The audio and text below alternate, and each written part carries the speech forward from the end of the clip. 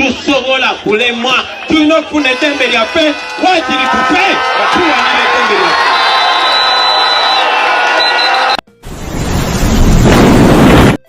Ezimu ku mboozi ezasookera ddala mu kampeyini eza Mwami Kyagulanyi 2026 okwosa enkya tugenda kubeera nga tulonda.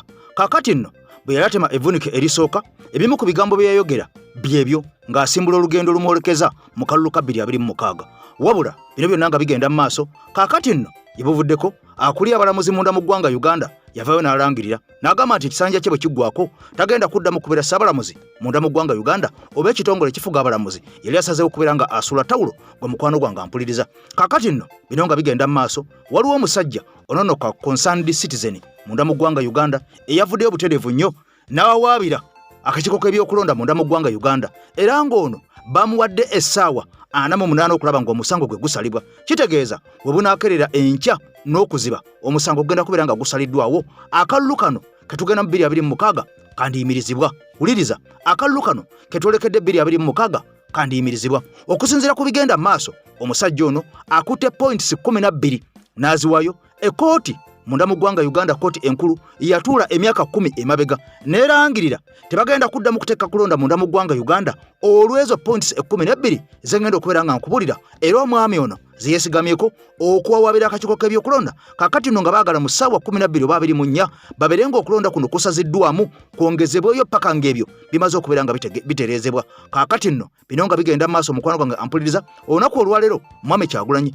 ayolekedde ebitundu ebyawali Enansana Beppo Busiro East okulaba ng'afundikira kampeyini ze ezimutwala mu ntebe y'eggwanga Uganda nga pulezidenti omwaka 2026 era bwe kunaba kulayira ng'ono yawangudde omwezi ogwokutaano agenda kubeera nga alayira. Kaakati nno nja kusaba n'obuwombeefu nga sinaba kubeera nga nkwongerayo mu mawulire amayitirivu gennyina olunaku olwaleero endulundu y'amawulire osooke mukwano gwange ampuliriza vidiyo eno ogimpere ekigalo. Nkwegadde vidiyo eno sooka ogimpere ekigalo kubanga bwe twolekedde information eno erina okubeera nga etalaga eggwanga Uganda nga gwakikoze mu Uganda gwangoberera. Kaakati nno olunaku olwajjo bw'atyo Mwami Kyagulanyi Ssentamu Robert yakyaddeko mu maka ag'omusajja omusibe kakati Dr. Kanokiza Besigye Kifeefe. Kaakati ono bwe yakyaddeeyo yawereddwa ekibaasa ekyabaddemu omudiri gw'ensimbi. Wabula ng'ekibaasa kino abamu bagamba mwabaddemu obukadde 10, abalala nga bagamba mwabaddemu obukadde 2, abalala nga bagamba nti essente entuufu tebazitegedde. Wabula okusinziira ku nze genfuna galaga nti muno mwabadde miliyoni ezikwata mu 10 ez'ensimbi eza Uganda. Jjukira saagala weerabire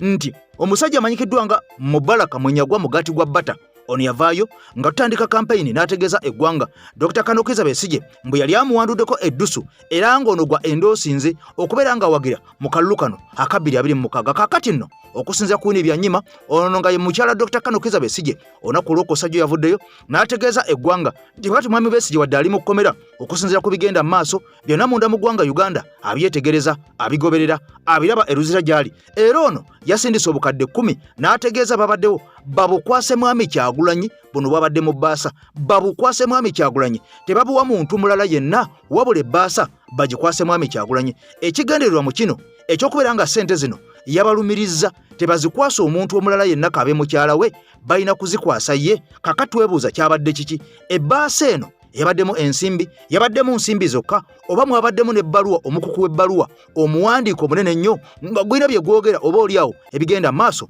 munda mu ggwanga Uganda. Omukutu gwa EKTV Media Uganda nze Eke Masa tudde mabegawo muzindalo okulaba nga tutemaatema n'okusatula ebigambo bino byonna obitegeere. Mukwano gwange ampuliriza njagala nsooke nkutwaleko mu bigambo bino biwulirize. Nkwegadde biwulirize nnyo. Mwami Kyagulanyi bwe yali atandika kampeyini bye yayogera bituukirira. Tusobola kulemwa tulina okufuna eddembe lyaffe waakiri tufe batuwanira eddembe lyaffe. Lwaleero nga tugenda mu eno kampeyini nga teyo ekulaga nti eyinza n'okubeera ey'obulabe okusinga kampeyini eyo gye twayitamu mu 2021. Njagala okubategeeza nti ngenda kuba nga neesigameko mmwe okusinga bwe nabeesigamako ebiseera byayita.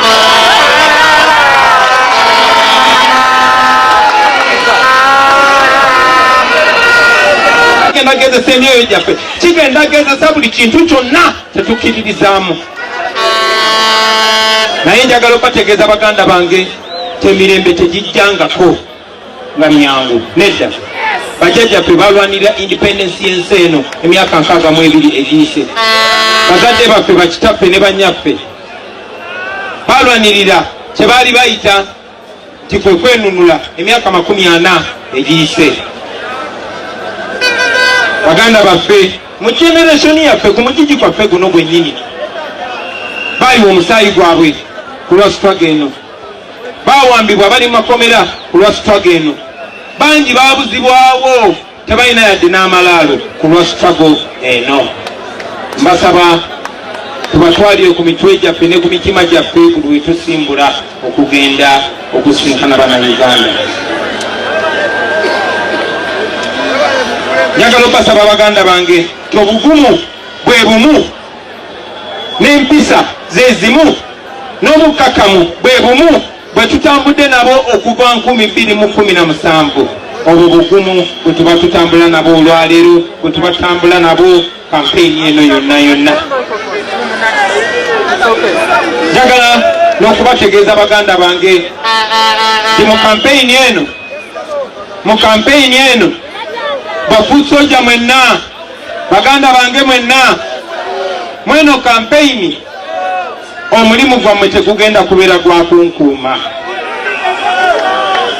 Omulimu gwammwe njagala gubeere gwa kwekuuma, gubeere gwa kuuma bannammwe, gwa kuumagana na gwa kuuma bannayuganda abo abagenda okututuwuliriza mu buli kyalo na buli lwale gye tugendako. Mumekinge sure tewali bulabe bonna bonna bubatuukako. Njagala okubasaba baganda bange mubeere solid nnyo ate mubeere soba nnyo. Njagala musimbule ewaka nga tugenda okutabaala eggwanga. Njagala mugende nga musuubira ekirungi ekisinga naye ate nga mwetegekedde ekibi ekisembayo. Njagala mukulembeze Katonda kubanga tetuli ku maanyi gaffe, tetuli ku magezi gaffe, wabula tuli ku magezi amaanyi ga Katonda. Njagala mumanye baganda bange nti kikulu nnyo okuba abeegendereza, mubeere beegendereza nnyo naye temulaga kutya, kuba omulabe waffe ayagala nnyo okutuwanguza okutya. Basaba mubeere bagumu. Okusingira ddala teno nsonga nkulu nnyo, mbasaba baganda bange mwenna be tugenda otambula nabo mutwale obudde oku understanding. Njagala mumanye kiki kyetulwanirira, njagala mutwale obudde mumanye kiki ekitukozesa risk eno, njagala mumanye kiki kyetulwanirira. Baganda bange tulwanirira ensi esinga eno, tulwanirira eddembe lyaffe, tulwanirira buli munnayuganda, tetulwanirira ffe fekka, tulwanirira abalimi, tulwanirira ababodaboda, tulwanirira abaana abo abato abasomye naye nga tebalina mirimu, tulwanirira abaana ba ghetto abo be bakozesa ku buswazi nga babajjako ebiseera byabwe eby'omumaaso, tulwanirira abaana abo abato be tuzadde ne be tutanazaala naye nga tebamanyi kiddako, nga maama bagambye tulwanirira abaana ab'obuwala nga tebalina hope, ng'omwana mugezi naye talina yadde chance genda mu ssomero. Abo be tulwanirira, ekyo kye tulwanirira, tulwanirira ebiseera bya Uganda eby'omu maaso.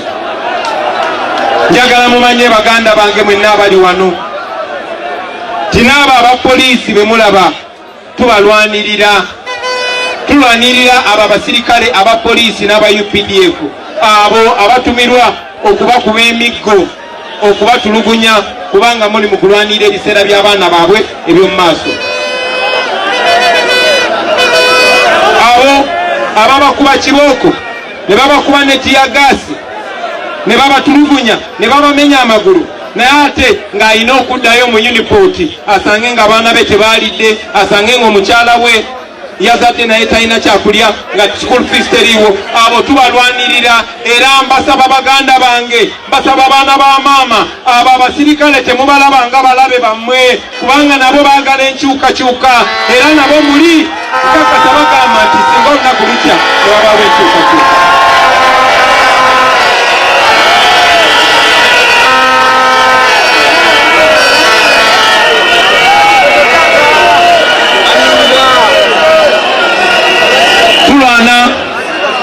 Tulwana okutereeza embeera era nga tulina essuubi.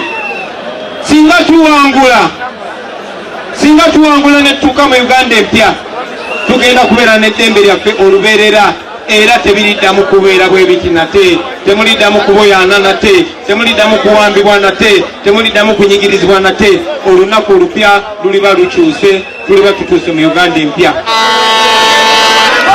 naye ate era njagala obategeeza eky'omukisa omubi baganda bange ti singa tetuwangula singa tetutuuka gye twagala kutuuka tewali muntu singa tetutuuka gye twagala kutuuka tebagenda kukkiriza titwakola buli kye twakisobola tebagenda tukkiririzaamu tebagenda kukkiriza titwawaayo buli ka inch ak'amaanyi ke twasobola tebagenda kukkiriza nti twakola buli kye tusobola n'olw'ensonga eyo baganda bange tetusobola kulemwa tulina okufuna eddembe lyaffe wakiri tufe tuwanira eddembe lyaffe. Nze Eke Master emabega w'omuzindalo mukutu gwa Eke TV Media Uganda obanga tonnaba kubeera ng'otugattako ekyo kikole mangu nnyo ampuliriza ng'osubscribinze bw'otyo okonekkade buli vidiyo zetteekayo nga eno obeere nga tozisubwa kaakati nno nga twolekedde akalulu olunaku olwokwosa enkya ennaku z'omwezi nga 15 2026 akoba pulezidenti munda mu ggwanga Uganda njagala osooka owulize statistics zino mukwano gwange zikakatako zikwatako nnyo era ebigambo bino bw'onoobitegeera naawe ojja kufundikira ng'otegedde nti bukyatandika kubeera nga tulonda naddala emyaka egyo egyasembayo gya Dr. Kano Kizza Besigye Bepone Mwami Kyagulanyi omwaka ogwaggwa bandibanga abasajja ebigambo bye boogera nti bababba akalulu kaabwe byandibanga bituufu kubanga okusinziira ku kubalirira okugenza emmaaso munda mu ggwanga Uganda okwetolera regioni zonna ez'enjawulo munda mu ggwanga Uganda wabula ng'essira okusinga lisimbiddwa ku regioni eno eya Central oba giyite ey'omu Buganda oba mu makkati g'eggwanga Uganda kaakati nno bano balaga nti abalonzi munda mu ggwanga Uganda mu bitundu ebya mu Central oba giyite Buganda kaakati wano waliwo abalonzi miliyoni zikwata mu 9 kyokka nga kisinga okubeera nga kikwewunyisa okusinziira ku bano abakakiiko k'ebyokulonda okulonda we kugendera maaso n'okubeera nga kuggwa kaakati kya nnaku nnyo bagenda okulangirira abantu ababeera bamaze okubeera nga balonda mukwano gwange mpuliriza osobola okubeera nga okwata ku mumwa nga n'abantu bokka abali mu Buganda miliyoni 9 eziteekateeka okubeera nga zizigenda okulonda bayinza okuba nga balangirira akalulu ak'abantu bonna abeesimbyewo bonna munda mu ggwanga Uganda nga teziweze ez'abalonze kaakati nno okusinza ku bigenda mu maaso balaga nti kino kiviridde ddala ku bantu naddala bannayuganda abalonzi abaasulayo ogwa naggamba abatagenda mu maaso kubeera nga balonda Mwami Kyagulanyi kaakati nno wano waliwo akakodyo waliwo okusaba waliwo okulya n'okomba essuwaani buli munnayuganda wenna tukusaba enkya kwosa enkya ogende olonde kubanga nkugambye nti mu Buganda miliyoni 9 mwe mwina okulonda kyokka nga mwenna mukimanyi nti amaanyi agasingira ddala okubeera amangi ennyo gali wano mu Buganda eri enkyukakyuka kati gwe munnayuganda ali mu Buganda bw'ogaana okulonda kitegeeza nti amaanyi g'enkyukakyuka obeera ogatemeddeko ettaka kubanga nkugambye nti abalonzi mu Buganda bali miliyoni 9 kyokka nga kikwewunyisa nti mu Buganda ate Mwami Kyagulanyi yawangulawo nga kino kikulaga singa bonna abantu abali mu Central oba abali mu Buganda mugenda ne mulonda Mwami Kyagulanyi kitegeeza nti obululu bwonna obusigadde Mwami Museveni ne baba buwangudde tasobola kusinga Mwami Kyagulanyi kubanga bezibanga mu Buganda miliyoni ziri 9 ne tulondako miliyoni kale katugeze miliyoni 7 mwena ne Mwami Kyagulanyi akalulu ezo miliyoni 2 Mwami Museveni ne bwazitwala nga ffe tugenda nga tukuŋŋaanya obwebusoga jjukira nti nayo tumusinga obuwagizi eri mu Eastern nayo nga tufunayo obululu bwaffe nga miliyoni 3 kaakati nga tufuna miliyoni nga 10 munda mu ggwanga Uganda jjukira baategeeza nti munda mu ggwanga Uganda miliyoni z'abalonzi mbuziri miliyoni 21 kaakati nno bali abasigadde bwe bafuna miliyoni zaabwe ziri 11 bonna ne bagabana ezo nga mulimu n'obufudde nga forere twafunye miliyoni 10 wali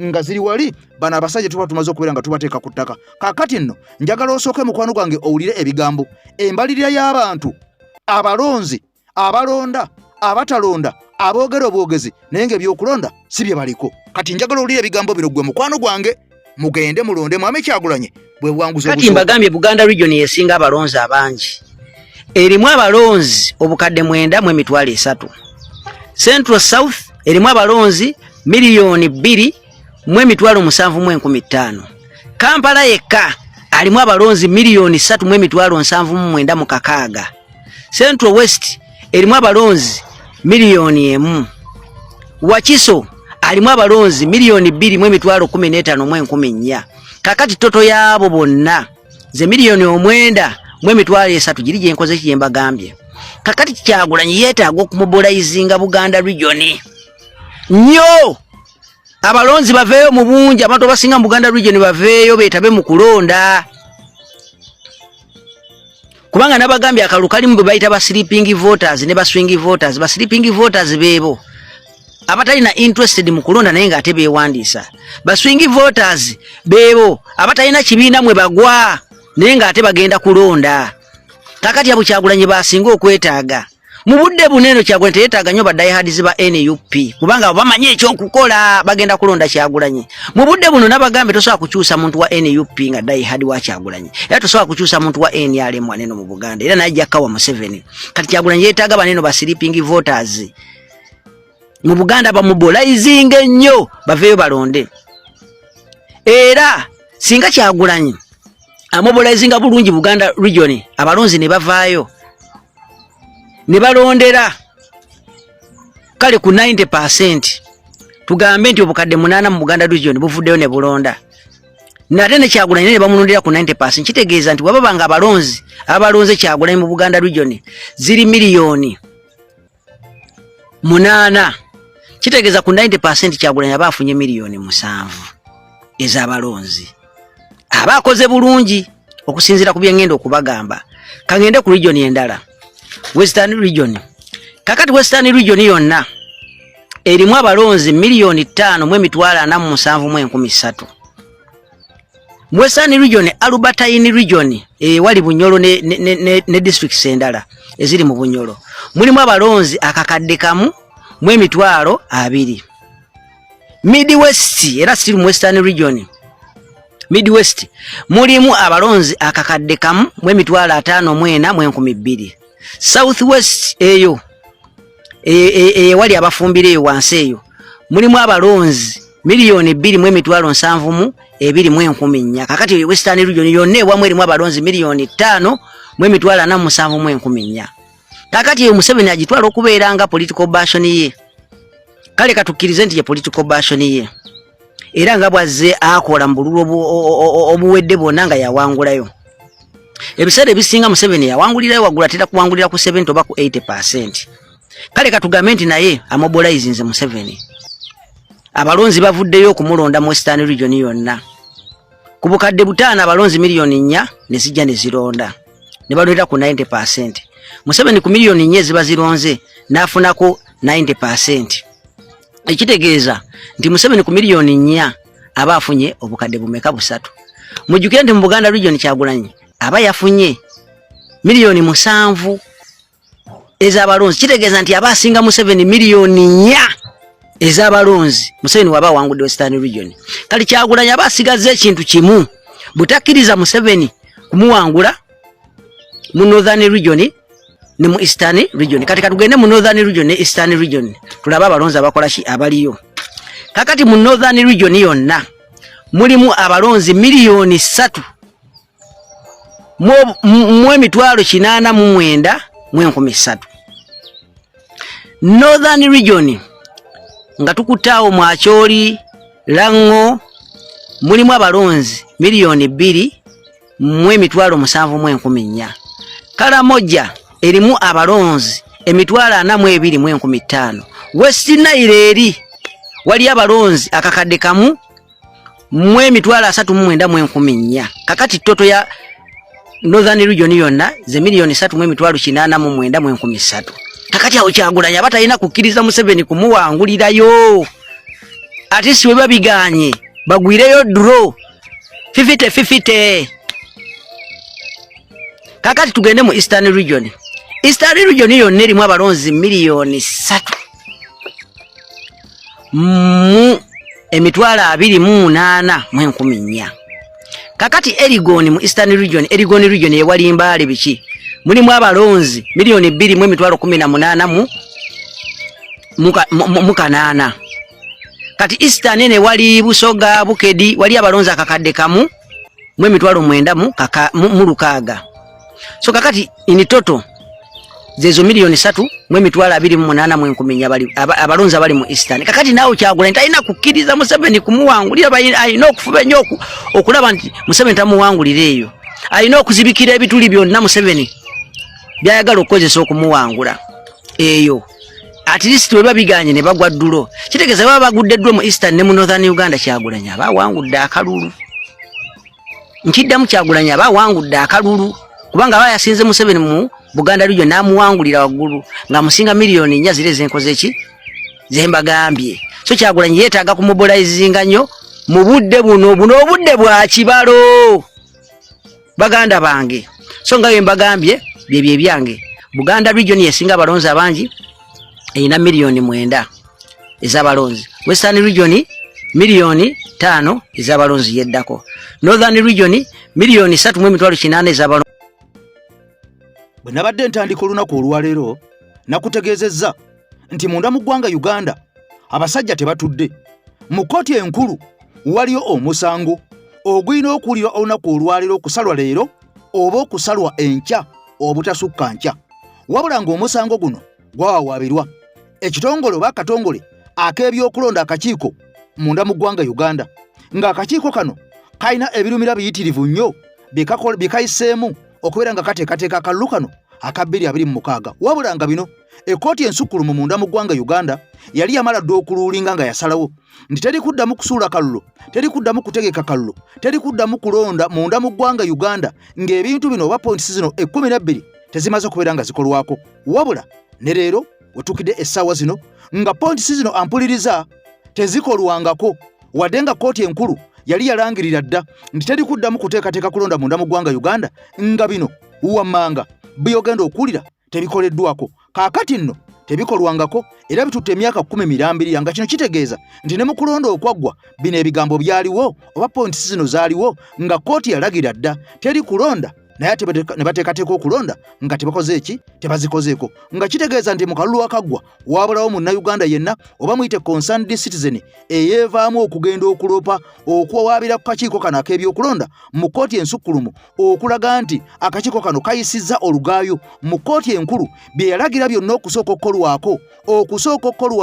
okusooka okumalawo oba okusanyawo ng'akakiiko k'ebyokulonda tekabikolangako era ng'ebimu byali byetaaga paaliyamenti ya ggwanga Uganda nga tefangayo kubyogerako yadde okubikolako nga mu kukyusa amateeka agamu agafuga okulonda munda mu ggwanga Uganda kaakati nno concerned citizen amunda mu ggwanga Uganda bw'atyo yagambye sijja kubeera nga neetuulako bino birungi nnyo bino bikulu nnyo bino bikwata ku nsi yaffe bikwata ku nsi yange kubanga bino beba bikwata kwaliwo essaawa zino bikwata kulone kwabo abalijja oba n'abo abato abatamanyi kigenda mu maaso munda mu ggwanga Uganda wadde nga weebali kaakati nno omusango guno gwatwaliddwa dda mu kkooti enkulu jjukira nakutegeeza nti omusajja amanyiddwa nga Alphonse Owiny Dollo oyo gwolabaawo ye ssaabalamuzi munda mu ggwanga Uganda ono yamala dda okubeera ng'alangirira naga nti ekisanja kike kiggwako tagenda kuddamu kubeera ng'afuuka ssaabalamuzi tagenda kuliniwalinga contract kati njagala osooka owulire ebigambo bino ebiri mu kkooti ate ebikanze bya Bakama okutuuka okubeera nga mukwano gwange ono atidde amanya Mukisa Patrick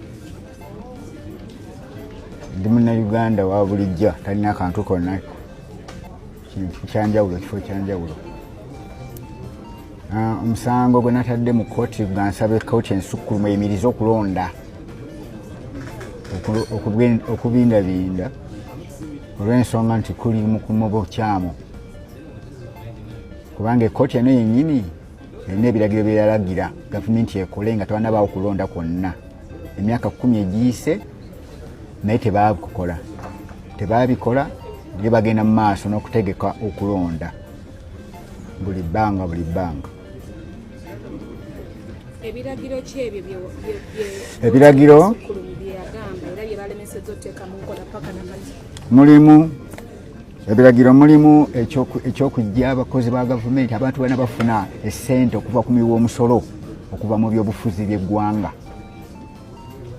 ekyo kkooti yakiragira neyagira amagye gave mu kulonda neyagira tekinologi yaba akozesebwa era amateeka agafuga tekinologi oyo galeetebwe ng'ebula emyaka 3 okulonda kubeewo abantu basobole okuyigirizibwa okutendekebwa obulungi ebirala ebyalimu mwalimu media ogambye nti oliwa UBC radio UBC TV flooded with Museveni's campaign bonna New Vision ku front page oyinza okuza nti yeyukabya so media abamu baji sijagamba nti gundi agikozesa bubi obwako kuti naye mukitegeera ati bagikozeseza government media bw'obijjako government media nene ya private aba private abo tebakirizibwa last elections bagoba Facebook up to now tedda in fact nakitaddemu nsaba kooti erasazireemu ekyo kye bakola mu kifo ky'okuleeta reforms bagoba private media internet bagijjako nga bebawagala kwegamba balinga batalina mateeka so ngate kooti yagamba wabeewo amateeka gagende mu buwandiike gayigizibwe n'abantu ng'ekyabula emyaka 3 kulonda kubeera nebirala bingi kyobiba bimalawo kaakati nno ebinaava mu kkooti ensukkulumu olunaku olwero we lunaazibira n'olunaku olw'enkya nja kuba nga mbikutegeeza ku mukutu gwaffe wano oba ddala okulonda kunaasazibwamu oba tekuusazibwemu bwe kunaaba nga tekusaziddwamu nja kubeera nga nkuwa ebinaava mu kkooti byeneetegeeza nti lwaki okulonda tekusaziddwamu ngayo yennyini kkooti enkulu yeyali yalangirira nti ebyo by'owulidde nga tebinaba kubeera nga bikolwako oba nga bikwatwako tewali kuddamu kuteekateeka kulonda kwonna kwa ngeri yonna munda mu ggwanga Uganda. Abaffe bwe kiba nga akakiiko k'ebyokulonda kaayisa olugaayo mu kkooti enkulu ne kateekateeka okulonda olwo kkooti enkulu tutegeere nti byekola oba bye beesazeewo bikwata abantu bamu na bamu ebitongole binene ng'akakiiko k'ebyokulonda bo basigala bakubagudiikudde nti ekkooti terina kyetugamba. Kaakati nno bino nga bigenze mu maaso omukulu akulira akakiiko k'ebyokulonda munda mu ggwanga Uganda ono nga yinginiya Dr. Simon Byabakama yavuddeyo n'ategeeza eggwanga olunaku olw'eggulo nti okulonda kugenda kubeera olunaku lwakuna okuva ku makya paka essaawa 11 ez'ekawungeezi. Kaakati okulonda bwe kuggwa kaakati olw'okuva ku ssaawa eyo yennyininyini 11 ez'ekawungeezi olunaku olw'okutaano lwonna n'olunaku olw'omukaaga paka kawungeezi z'essaawa 48 ono yategeezezza nti ku lw'omukaaga bagenda kubeera nga balangirira ebyo byonna ebinaba bivudde mu kulonda munda mu ggwanga Uganda okulyetooloola. Kaakati nno saagala weerabire protest vote kitegeeza kulonda obeera ng'omaze okulonda n'osigalawo ng'olindiridde emabbali wabula nga tokola fujjo lyonna ng'otunuulira butunuulizi nga obuzaava okulaba byolonze tewali abikyankalanyizza byolonze tewali abicyangacyanga. Kaakati mwenna mukubiriziddwa okumala okulonda bwe mmala okulonda musigale mu meters ezitakka wansi wa 20 naye nga temukola fujjo lyonna mugoberere ebigenda maaso kubanga mwami Museveni yavaayo n'ategeeza nti mu kalulu akabba y'omu ku babbibwa kyokka nga ne mwami Kyagulanyi naye agamba akalulu ke baakabba ne balangiriramu ataawangula. Kaakati okumalawo bino byonna tulina kubeera nga twebereramu ffe nga bannansi okusigala tutunuulira enkaliriza ng'alagirira omusota ddala ani yabba obululu bwa luli, ani yabba mwami Museveni, ani yabba mwami Kyagulanyi kubanga ebitongole akakiiko ak'ebyokulonda kaaliwo. Abatunuulizi abava mu mawanga ag'enjawulo gonna nga ne kati bwe gugenda okubeera abatunuulizi bayingiridde munda mu ggwanga Uganda ebitongole eby'enjawulo eby'e Uganda bepone ebivudde ebunaayira byamaze dde okweteekateeka okulondoola akalulu kano wabula saagala weerabire ne mu kalulu kali aka 2021 era ebitongole bino bye bimu byaliwo ba polling agency nabo baaliwo poliisi n'amagye byaliwo ng'akalulu kabbibwa nga ba candidates bwe bategeeza. Kati bino byonna tetukyabyesiga tusazeewo okwebererawo akalulu kaba kawedde kunaku olwokuna essaawa 48 luba lwa Saturday akawungeezi kale tuyinza obutatuukayo tuyinza obutatuuka. Simon Byabakama ategeezezza n'agamba nti the elected presidential candidate will be officially declared within 48 hours after pause. Ekinene nnyo essaawa 48 bagenda byanguya nnyo. Kati ate agambye nti within kitegeeza nti ziyinza n'obutawera. Byabakama agambye ziyinza obutawera essaawa 48 ziyinza nazo obutawera kubanga agambye within kitegeeza nti zisobola obutawera. Akalulu kaba kawedde kunaku olwokuna essaawa 48 luba lwa Saturday akawungeezi kale tuyinza obutatuukayo tuyinza obutatuukayo. Kakati era ategeezezza n'agamba nti results zonna zigenda kubeera sealed in tamper proof envelopes ezo nga bw'oba ogiggudde tosobola kuddamu egiggala. Results mwe zigenda okuba nti zitambulira ezivudde egindi n'ezigenda egindi ezivudde egindi nga zigenda ku isi ezivudde egundi bagenda zitambuliza mu envelope. Baleese ebbaasa ezo nga bw'ogisumulula tosobola kuddamu kujeggala eba efudde agaye kakati era nga temukkiriza nti ebyadde akagenda kubaka amazima nabwenkanya agambye tewagenda kubeerawo ruumu yonna for manipulation teri agenda kukyusa alizaati ebbaasa ze baleese baziyita za view once open once ogibikkula ebanfu ogibikkulira booti ebanfu Pale FM. Okay.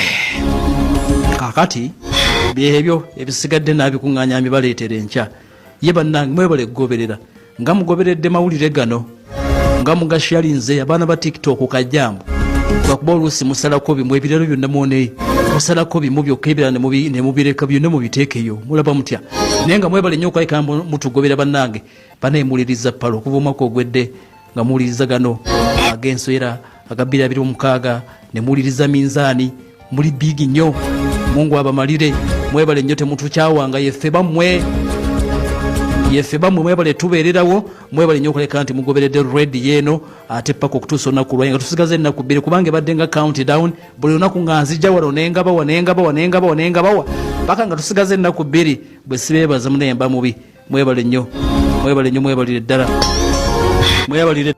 Waliwo ssente ezasindikiddwa okuva mu lukomera eruzira.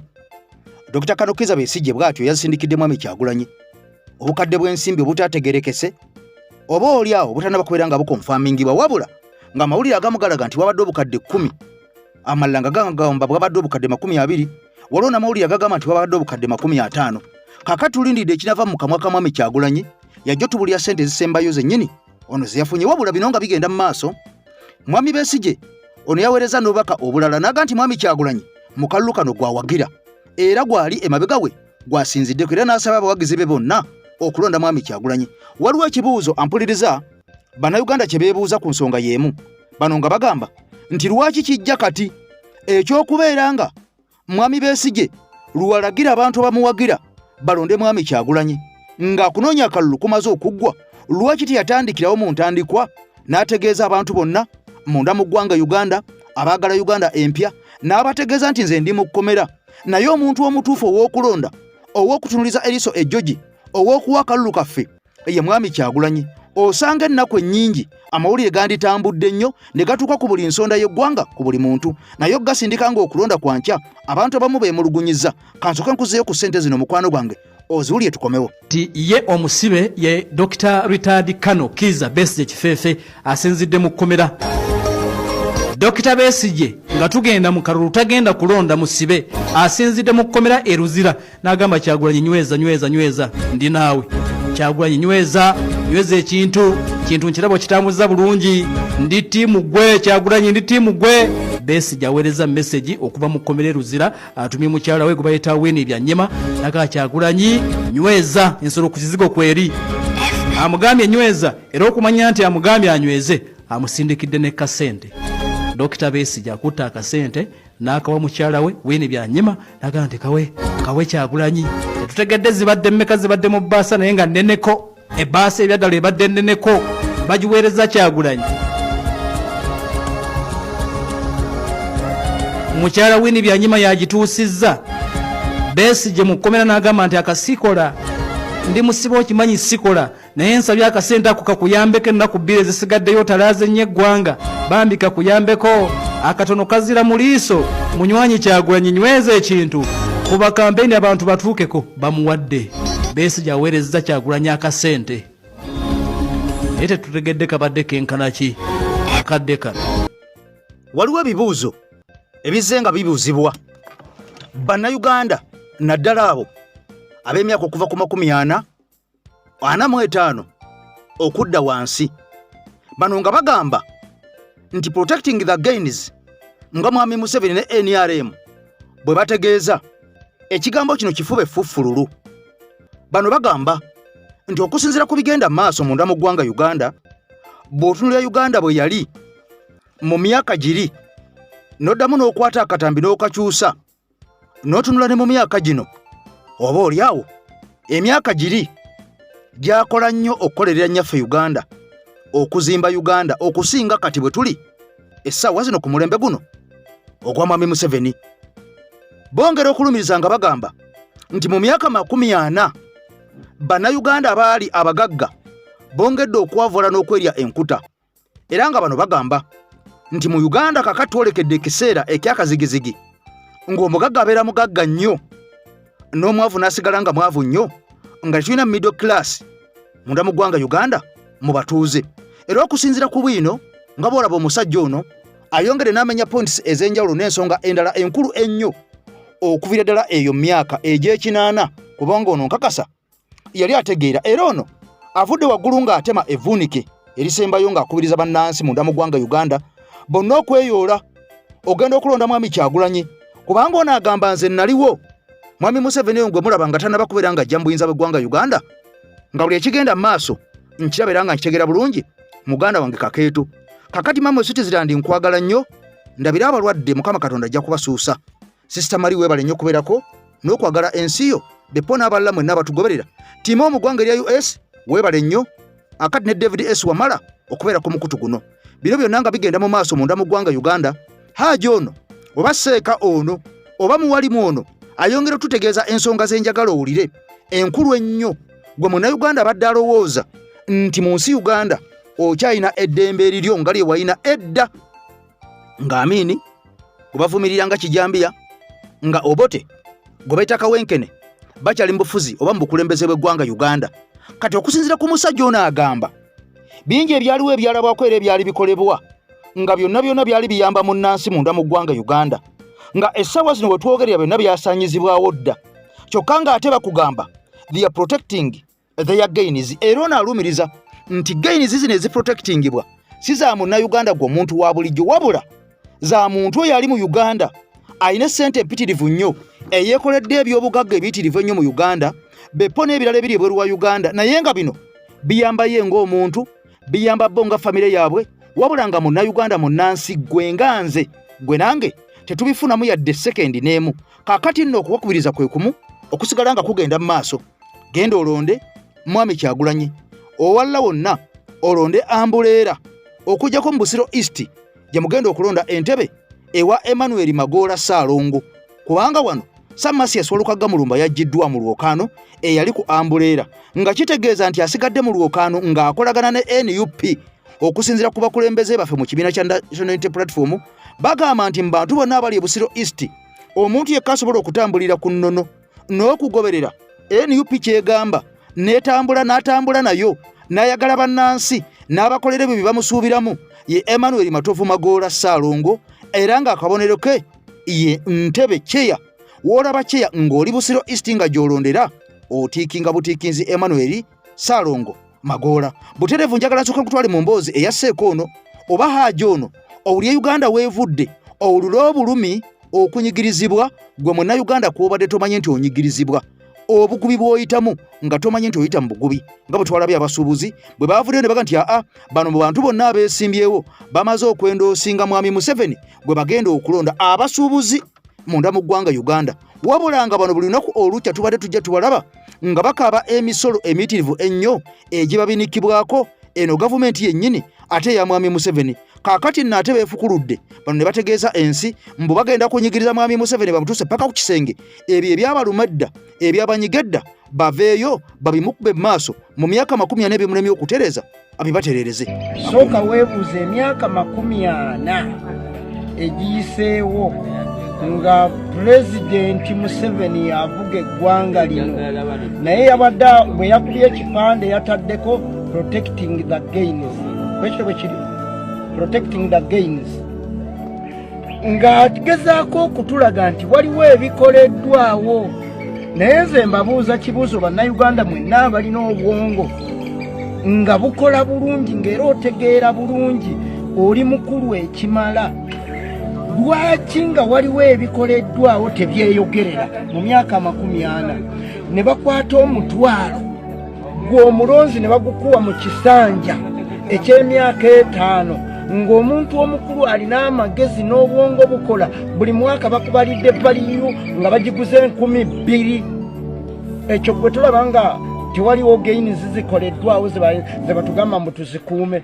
Nze bwe mbanga neetegereza ekigambo ekyo nja kuyitako eri newandibadde saasoma nnyo ŋŋambe nti baba ategeeza the hidden treasure kiba kya bugagga ekikusike oba naye olwaleero bya bugagga kyebikusike bye tuyinza okusinzirako tugambe nti katulonde Museveni okukuuma ebyobugagga ebyo ebikusike bye tulinawo nga tetulina n'amataka baagatunyagako.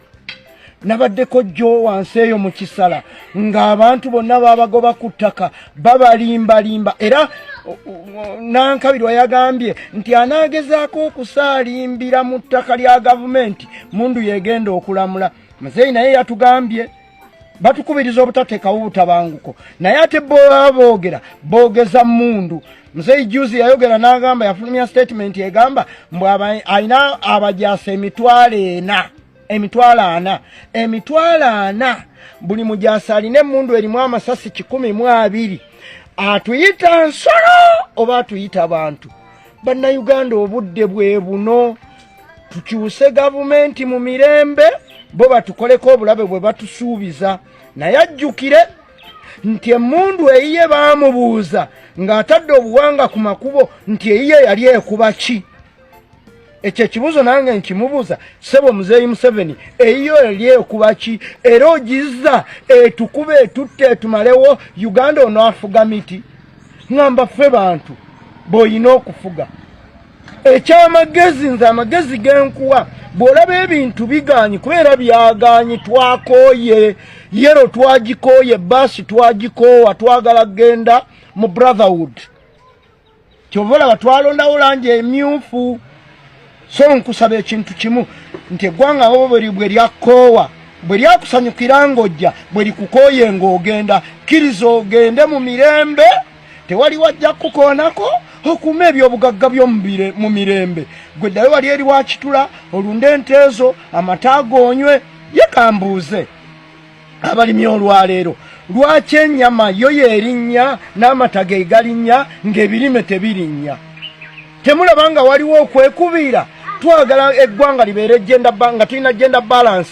Alima nga afunamu, alunda nga afunamu, asuubula nga afunamu. Naye olwaleero ba investors be mwatwala ng'ekikulu be batawa misolo naye ffe bannansi tuwa emisolo egiri waggulu egitagambikako. N'olwekyo mbakubiriza twebeereremu olwa 15 bannanga olwa 15 bw'onookola ensobi kubanga bakuwadde omutwalo ne t-shirt n'olonda baasi manya eggwanga olinnyise. Kambabireko kino mubadde temukimanyi bateekateeka nti bwe tunaamala okulonda ekisanja kino ababaka ba palamenti be bagenda okuddamu okulonda pulezidenti nga lwaki anti bwe yaleeta Muhoozi n'amututeekamu yajja twamukuba n'amukwata n'amuzaayo erimu n'amutereka mu maka ge kati asalawo kino ekisanja amuleete mu nkakodyo kabutaddayo kulonda nga ababaka ba palamenti be balonda pulezidenti then balonde Muhoozi bamutuleetere eggwanga lyafuuka lya nsikirano. Bwe liba lyafuuka lya nsikirano liddeyo mu Bwakabaka. Bannange nze mbagyeko engalo. Ettemu eribadde likolebwa wano ku mulembe gwa General Museveni wano mu Uganda ku bannansi naddala nga lyekuusa ku byabufuzi. Radio z'abalokole zibadde emirundi egisinga nga zivaayo ne zituwa amawulire ago okutulaga ettemu erikoleddwa ku bannayuganda. Ettemu lyakolebwa ku bannayuganda mu 2009 ennaku z'omwezi nga 12 omwezi ogw'omwenda. Bannansi 50 n'omusobo bakuba amasasi ne bafa. Olunaku lwe baalemesa Kabaka okugenda e Kayunga, radio z'abalokole zaatuwa amawulire ago ng'abo abantu batemuddwa.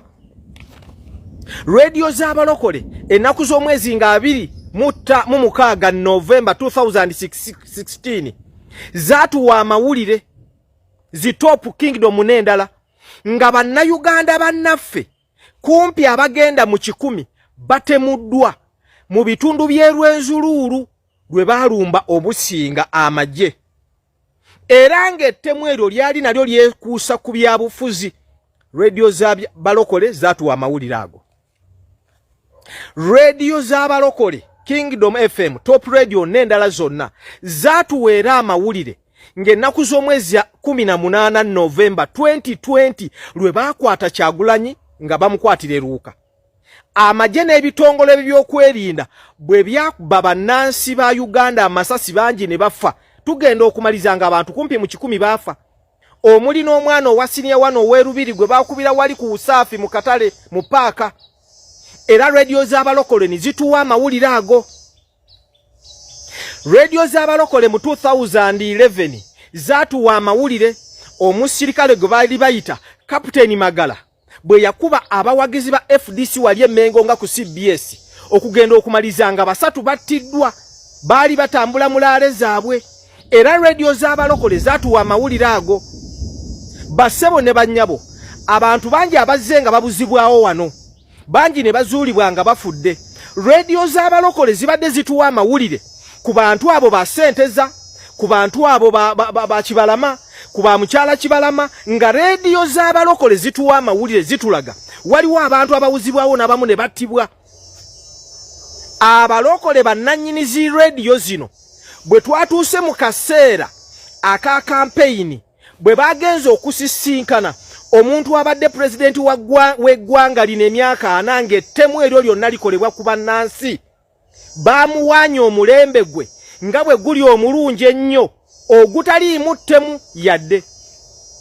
Ne bajjayo ekyokulabirako omusumba Ssennyonga bwe yayimiridde ow'ebwayise Christian Life Church oyo yaliko na mukama wange n'ategeeza nti ye kitaawe yattibwa nga ali muto omulembe gwa Idi Amin Dada. Naye okuva olwo ye akuze emyaka 4 tawulirangako yadde okutemulako wadde ekiyenje ku mulembe guno. Naye nga radio za Top Radio ettemu lino lyonna lye mbadde nkugamba ebadde eri bweri era ng'ebadde etuwa amawulire ago. Olaba obunnanfuusi bw'abasumba, olaba obufere bw'abasajja abo n'abakazi abo. Bakulaga Uganda eri mirembe nnyo, naye nga bo Ssennyonga atambula na akamotoka akapoliisi akamubeerako kabeerako abapoliisi 7 counter terrorism. Kakande akuumibwa military police 12 n'abapoliisi counter terrorism 6. Chachi ya Kakande. Pastor Bujingo ono teri amanyi majje matuufu naye gatambulako nago okuva akabadika lya akafiiramu omukuumi we. Kati atambula n'abajaasi 8. Okiwulira ekyo? Bakulaga ensi eri mirembe terinamu buzibu yadde eteredde naye bo Ssennyonga takoma na bukomi ate ye bali be nakugambye babeera nabo ku chachi wa Ssennyonga baatekawo ka deport kalimu abapoliisi 10. Wali mu kikalina kye mulaba awe ewuwe mulimu amagye abatakka wansi wa 15. Pastor Kayanja ye bw'atambula naye n'abajaasi abajaasi n'abapoliisi abatakka wansi wa 20. Abali ku chachi nabo tosobola babala naye bwe babadde wa Museveni bakulaga ensi eteredde. Kiganda alina naye ababe Kiganda ateekwa okuba amawulire ge nafunye alina ewuwe abasirikale 2 batambula nabo n'abeera n'abakuuma ku chachi wonna oba waliwo service 4. Bw'ogenda Tomu Mugerwa ku kanisa ekuumibwa amagye SFC agatakka wansi wa 12 n'oteekako n'abakawunta terrorism abapoliisi 10. Imerida Namutebi ayina abapoliisi CMI abapoliisi bali 12 abakawunta terrorism kigambibwa n'abajaasi 4. Naye bonna bwe bavuddeyo okwogera eri ensi baalaze nti Katonda yakuuma ekibuga ab'emmundu bakuumira bwereere so nga bo Katonda si yabakuuma ab'emmundu we babakuuma. Ekyo ekyawandiikibwa kitegeeza tekirina makulu. Katonda tasobola kitegeeza kukuuma kibuga. Emmundu yesobola kubanga mwe yebakuuma. Bakulaze bwe batyo. Olaba obunnanfuusi bw'abasajja abo. Bugembe bwe yatuuse okwogera ye yakulaze yeebaziza General Museveni kubanga yabakkiriza okuzimba chachi weeri n'agamba eno gavumenti nnungi nnyo. Bugembe omuntu omu ne yeerabira nti emyaka 2 omusajja gwatenda okuba nti yabakkiriza okuzimba echachi ye yatowa order bandiranwa ba Bugembe n'abamu ku bantu abasabiranga mu kyachi ya Bugembe omutwalo mulamba mu Lubigi ne babasenda ne babakola ki ne batabasasula banji mwabo abuli abafa pressure banji bagenda teri buli omuji amanyi na ye Bugembe olw'okubanga basenda baliranwa abe ye n'asigalawo yawanye government eno nti nnungi olaba obunanfuusi obuli mbasumba kati gwe mulokole webereremu olw'ensonga gwalwala n'ogenda mu malwaliro ge Uganda nga teri ddagala ate bw'ogenda wa musumba n'agamba sooka ofune ensigo siga mukama ajja kubeererawo ne mumalanga mufa emyaka ebiri egiyise mujjukira amawulire gayise ng'abantu waliwo abafiira mu kyachi ya omugoberezi eyafiira mu kanisa ya Pastor Gundi Senyonga abo abantu babeera balwadde si lwakuba nti Senyonga atta abantu no abantu batuukanga mu malwaliro teri ddagala abalokole ne bagenda mu makyachi kyovoola babafiira eyo babasiriwaza mbu Katonda akola naye takola watali ddagala tebakulimbanga abo abasumba bonna nga walabye teri atamanyi teri gwe sibaddeeko naye gwe mulokole gwasomesa omwana mu bugubi n'amala okusoma n'atafuna mulimu abaana b'abasumba bafuukirawo bamaneja ba kampuni z'abakama baabwe nga bakitaabwe bakyaliwo teri musumba alina mwana atali maneja mu bizinesi yaabwe okujjako Bugembe atannazaala mukiwulire ekyo gwe mulokole gwe abeera mu nsi n'okeera n'osiiba ku kanisa n'osulaawo enkya n'eggulo gwayera naye teri musumba oba mwana wa musumba wa Luganda wa Lusumba asula mu kyachi oba n'asiibamu enkya n'eggulo ng'omulimu gwe gwakwera kyachi gwe mulokole gwabikola okitegeera ekyo kaakati njagala ozuukuke okitegeere nti gwe bw'olwala musumba akuyita ogende mu kyachi ate n'ekimu eky'ekkumi naye musumba bw'alwala anoonya insurance card kugenda mu ddwaliro ly'amaanyi afune obujjanjabi anoonya passport kugenda bweru gwe bw'olwala akuyita n'ekimu eky'ekkumi kati weebeereremu kano ke kadde ak'okuba nti wadde oli mulokole